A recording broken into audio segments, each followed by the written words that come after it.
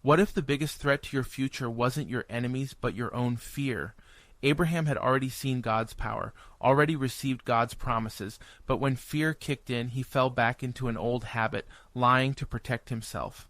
He told King Abimelech that Sarah was his sister, putting her and God's plan at risk. But here's the crazy part. God stepped in, not because of Abraham's faithfulness, but because of his own. Because even when we fail, God doesn't. Before we go deeper, we would like your help with spreading the word of God. I know this sounds very small, but every comment you leave and every like you drop on this video will help it reach someone who needs to hear this message. We're asking for your support in helping us make an impact. This community is growing because of your faithfulness, so let's keep reaching more people together. Now, Genesis 20:1-7 is a lesson in trust and integrity. Commentators point out that this wasn't the first time Abraham had done this. He made the exact same mistake in Egypt years earlier. Instead of trusting God, he relied on deception. But even though Abraham failed, God protected Sarah, warning Abimelech in a dream and keeping his promise alive.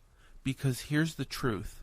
God's plans don't depend on our perfection, they depend on his faithfulness. And that's a challenge for us. Are we trusting God completely, or are we still holding on to backup plans and compromises? Are we walking in integrity, or do we let fear push us into deception? Because real faith doesn't just trust God when it's easy, it trusts him even when it's risky. So here's the challenge. Where is fear keeping you from fully trusting God? Drop a comment and let's talk about it. And if this encouraged you, follow for more, because fear may lead to failure, but God's faithfulness never fails.